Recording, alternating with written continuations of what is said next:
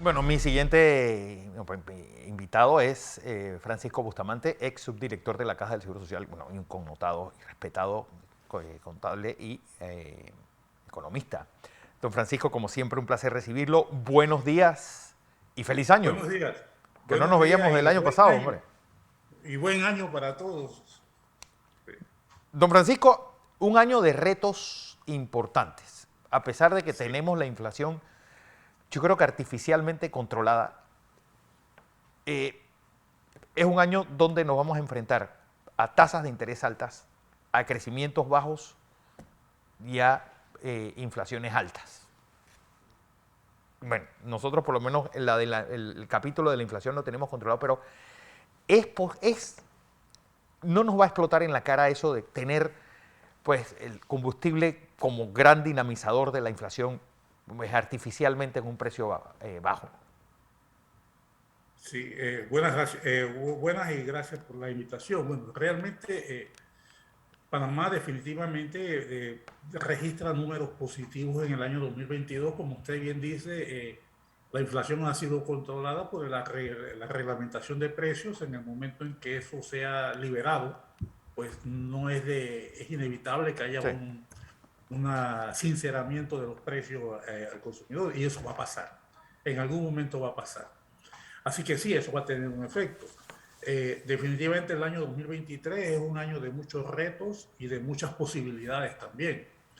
Entre las cosas que yo creo que van a gravitar contra nosotros está que hay un entorno externo confuso y recesivo.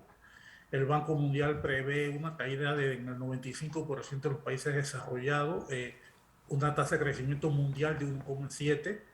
Sí. Dentro de ese panorama, se estima que Panamá va a crecer más de 4%. Tanto el Banco Mundial como CEPAL coinciden en que vamos a estar en el 4%. Va a ser una economía relativamente bollante en ese panorama recesivo. Pero sin embargo, sí es cierto, las tasas de interés al alza van a tener un impacto directo en el costo de la vida y en el costo de operación de los negocios. El déficit fiscal se va a mantener agravado por la situación del el sistema de exclusivo de beneficio definido del IBM llamado Solidario. Y yo creo que el principal reto que enfrenta el país es cómo recuperar el empleo. Panamá bajó de casi 20% de desempleo en el 2020 a 9% en el 2022. Sin embargo, seguimos con una alta mora en la recuperación de empleo, y eso se debe a que el gran generador de empleo en Panamá son unas micro y pequeñas empresas, que son las que más mortalidad presentaron debido a su poca capacidad financiera y sobrevivencia. Entonces es un área donde, si queremos recuperar rápidamente el empleo, hay que poner velocidad, a sabiendas que es un empleo de baja productividad y bajo salario, pero que aliviaría de manera sensible la situación de muchas familias panameñas. Otros elementos en contra que tenemos son los nacionalismos exacerbados en Europa. Recordemos que los nacionalismos fueron el gran carburante de la Primera y Segunda Guerra Guerra Mundial, mundial, por supuesto. y los tenemos de vuelta. Tenemos los grupos de derecha, están avanzando, la socialdemocracia en toda Europa está defendiéndose, el desfinanciamiento de los sistemas de bienestar europeos presionan indirectamente a Panamá de una manera injustificada, en mi opinión, porque exigen una mayor recaudación fiscal y nos culpan a nosotros de cosas que no somos responsables. Y hay en América Latina, en contravía a lo que está pasando en Europa, un giro hacia los gobiernos populistas de izquierda, que siguen siendo igual populistas, Sí. sin ninguna otra solución que la repartición de panes cada vez más escasos. Ese es el panorama que tiene Panamá. Sin embargo, dentro de eso yo creo que el país tiene muchas oportunidades. Entre esas que temo, lo mencionó el ingeniero Orlando hace un momento, es el redireccionamiento tecnológico hacia la producción de bienes de mayor valor agregado, mayor valor. Y eso pasa por una reingeniería del sector productivo panameño. Y voy a decir un ejemplo. Yo hice una evaluación del FESI a los 10 años de existencia, que es un incentivo al sector agropecuario. No había tenido ningún impacto en Wow. la producción, ni en la importación, en la producción de alimentos, ni en la exportación, y mucho menos en la importación de tecnología. Esa fue una realidad, y yo creo que eso no ha variado todavía. En México me tocó trabajar en un proyecto donde los incentivos a la producción se reorientaron y llamaban el Procampo Tecnológico, donde los subsidios estaban ligados al cambio tecnológico, no al crédito per se. Entonces yo creo que son ideas que pudiéramos ir empezando cómo reorientar recursos Sí.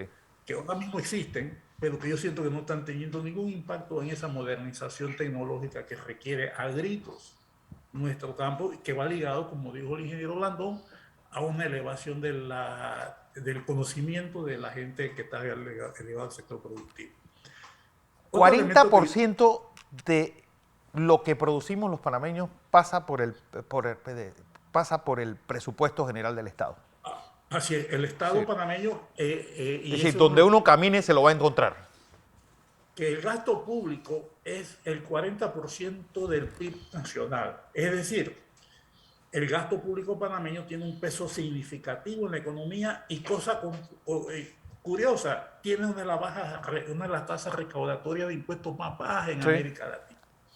Entonces, eso nos indica a nosotros realmente de que hay que hacer una reingeniería en el gasto, en el sector público, tanto en la recaudación como en la eficiencia del gasto.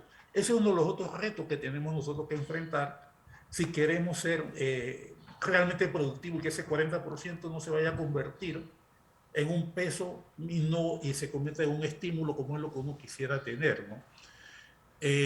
Yo creo que lastimosamente racionalizar el uso del subsidio pasa por muchos cambios. Hace muchísimos años yo conocí que en Chile existe lo que ellos llaman las fichas CAS, que es una ficha que registra y focaliza el subsidio en los sectores más carenciados. Tú para tener acceso tenías que tener tu ficha CAS actualizada. De lo contrario, no lo tenemos. Entonces yo puedo decir que nosotros en Panamá tenemos subsidios que le caen a toda la población, aún a los sectores que no lo necesitan. Yo creo que esas son cosas que se tienen que hacer O por ejemplo, lo que los colombianos tienen con los estratos. Yo también. digo cuál es mi estrato y en base a ese estrato tengo un tipo de interés distinto en los bancos, tengo una forma de pago, tengo incluso que eso se puede hacer para regular, por ejemplo, el subsidio al tanque de gas Así o el subsidio eléctrico. es focalizar ese subsidio y ya digo, hay varios ejemplos en América Latina donde están vinculados ya sea al estrato de ingresos, ya sea al censo de la población, donde cada uno tiene su tarjeta y eso te habilita para recibir el subsidio o no. Son cosas que realmente se pueden hacer y se deben hacer. Y el otro gran tema que también lo mencionaron ustedes es el rediseño del nuevo modelo de seguridad social. No solamente pensiones, hay que repensar el sistema de salud, hay que repensar el sistema educativo. Es el modelo de seguridad social nuestro, que es otra gran oportunidad que tiene el gobierno, que es el 40% de la economía. No quitemos eso de la mente, es un actor importantísimo que puede sentar las bases para el nuevo país que necesitamos. Y lo último, y tal vez, pero no lo menos importante, que creo también lo han mencionado ustedes, es que Panamá no ha sabido o no ha podido o no ha querido explotar la posición geográfica. Exacto. Nosotros tenemos una posición geográfica que ha sido cooptada por empresas multinacionales, por grupos de poder, y no es realmente una integración espacial de esa área de tránsito con sus potencialidades con el resto del país. Y otras cosas hay, por ejemplo, eso yo lo escribí en algún momento, es cómo potenciar el crédito a las pequeñas y medianas empresas. Yo creo que un fondo de garantía mixto de responsabilidad compartida entre el sector financiero y el gobierno es necesario. Sin embargo, tienen dos actitudes. El sector financiero quiere que el gobierno asuma el 100% del riesgo y el sector público quiere que los bancos asuman el 100% del riesgo. Sí. Y en ese, tú eres responsable y yo no me responsabilizo, pues yo creo que hemos perdido oportunidades de canalizar recursos a ese sector de pequeñas y microempresas que son las que generan empleo, que pueden hacer un cambio significativo. Esa sería mi lectura de las cosas que tenemos hacia adelante. Yo soy optimista, Panamá creció al 6% por 30 años entre el 89 y 19 y se estima que en el año pasado 7,5%, 7,5%, o sea que Panamá tiene cosas buenas que lamentablemente, pues a veces los panameños tenemos la tendencia a Apreciar no lo que ver, tenemos. no apreciarlo. Y otros dos riesgos que tenemos ahí que están muy latentes son el tema de las listas grises, donde Panamá, en mi opinión, yo fui 2 veces intendente de prevención de blanqueo de sujetos no financieros y realmente eh, somos medio masoquistas, nos sometemos de una manera impresionante a una presión y no defendemos las posiciones nuestras, ¿no? Yo creo que Panamá no es ese hoyo negro de ocultamiento de dinero ni de trampa que quieren presentar. Para darte una idea, en una investigación que hice en el 2018, Panamá, las sociedades panameñas eran menos del 0,5% del total de sociedades que hay en el mundo. Los depósitos y la inversión extranjera en Panamá eran 80.000 millones de dólares comparado con casi 2 trillones, 2.000 millones de dólares de dinero ilícito en el mundo. Y así te puedo ir contando cantidad de elementos donde dice que Panamá realmente no es el sujeto malo que está quebrando el sistema de bienestar europeo. Yo creo que esa es una cuestión que tenemos pendiente y tenemos que atacar. Creo que la ley de extinción de dominio, como la están concibiendo, no tiene ningún impacto porque, como dije, en Panamá la principal fuente de dinero sucio, yo no creo que sea el narcotráfico, yo creo que es la corrupción propia de nosotros panameños, creo que es eso. Y lo están dejando de lado, eso no se puede Claro. tocar. Y otro elemento que sí también tenemos pendiente es la calificación de riesgo. Calificación de riesgo que las entidades la vinculan mucho a los déficits y superávit del sector público.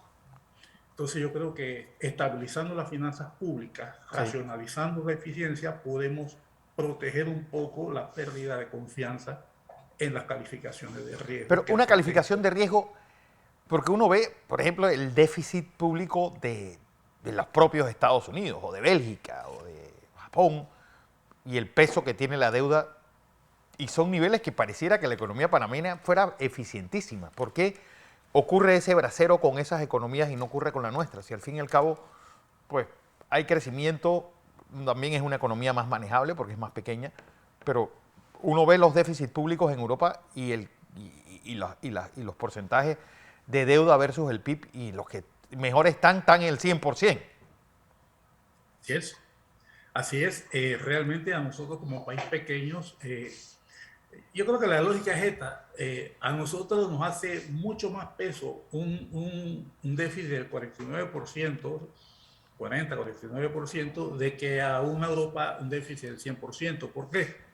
Porque tienen empresas y tienen economías que cuando van a los mercados consiguen financiamiento. La gente cree en ellas.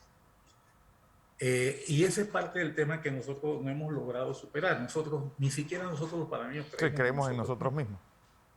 mismos. Entonces, nos ven con mayor desconfianza desde afuera, ¿no? Porque hay Entonces, algo, hay algo que se va a dar, don Francisco, este año, y es, pues, siguiendo el modelo del 22, gran parte de los gastos corrientes nuestros se van a financiar con deuda, en un momento en el cual los intereses van para arriba. Por eso es tan importante mantener ese grado de inversión. y por eso yo decía que dado la importancia del PIB y las implicaciones que tienen para las calificaciones de riesgo, es inevitable que haya una mejor eficiencia en el gasto público y en la recaudación. Por ahí yo creo que es el principal reto que tiene el gobierno, el cual se ve comprometido por el tema de que estamos en un año preelectoral Sí, y lamentablemente eso contamina todas las métricas y contamina las mejores decisiones técnicas, ¿no?